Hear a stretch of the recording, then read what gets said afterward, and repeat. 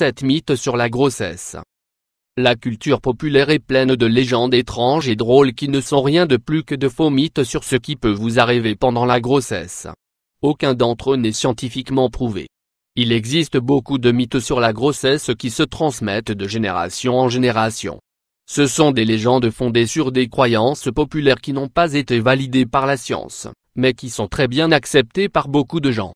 Ces croyances erronées empêchent, dans beaucoup de cas, de se sentir comme une femme normale quand on est enceinte. Ils vous remplissent de craintes et d'incertitudes qui, comme nous l'avons déjà dit, s'avèrent fausses. Nous allons révéler ici certains de ces mythes sur la grossesse qui, même au XXIe siècle, continuent à affliger les femmes enceintes d'aujourd'hui. 7 mythes dont vous entendrez parler sur la grossesse. Mythe sur la grossesse 1.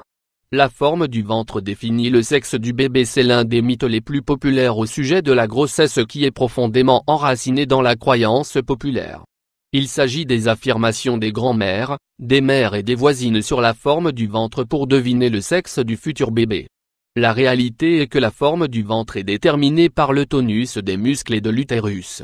La position du bébé dans le ventre et la forme des os pelviens de la mère a aussi une influence.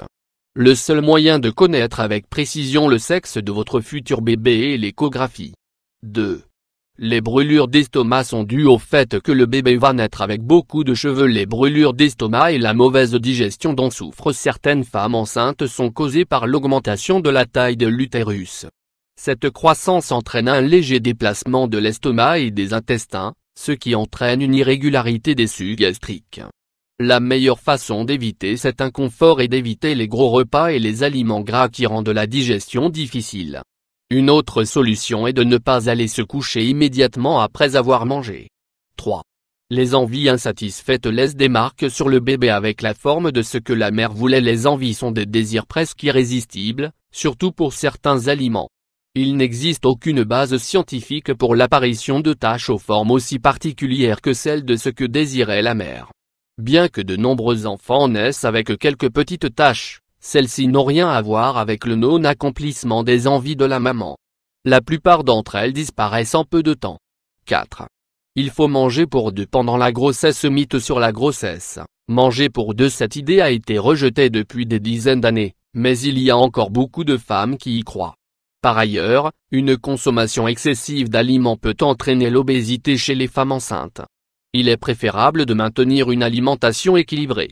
Répartir les repas en 5 ou 6 portions par jour pour prévenir l'anxiété alimentaire. Il est normal de prendre entre 9 et 12 kilos, selon la stature de la femme enceinte. 5. Le bain peut affecter votre bébé. Il est donc préférable de prendre des douches. Un autre des mythes au sujet de la grossesse est que l'eau du bain peut pénétrer dans l'utérus pendant le bain et affecter le fœtus. Rien ne pourrait être plus éloigné de la vérité, car il est fermé par un bouchon de muqueuse qui le protège. Les douches chaudes sont particulièrement recommandées si la femme enceinte a des varices car la chaleur favorise la vasodilatation. Il est important de ne pas dépasser une température de 37 degrés C6. Les femmes enceintes ne devraient pas se teindre les cheveux. Bien que cette croyance n'ait aucune base scientifique, il est quand même important de vérifier le produit que vous allez utiliser pour colorer vos cheveux. Il doit être exempt d'ammoniac, d'acétate de plomb et d'autres produits dérivés du pétrole.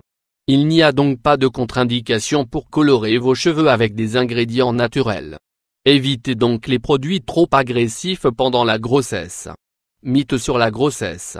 Ne pas se teindre les cheveux. 7.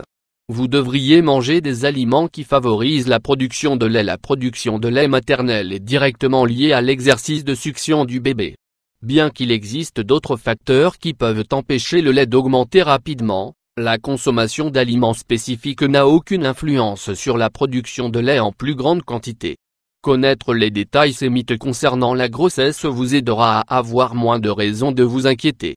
La plupart d'entre eux ne sont que de drôles de légendes qui ont pris racine dans notre société. Il sera peut-être inévitable que les femmes de votre famille ou vos amis vous parlent de leurs expériences. Cependant, la meilleure chose à faire si vous avez des questions est de consulter votre médecin.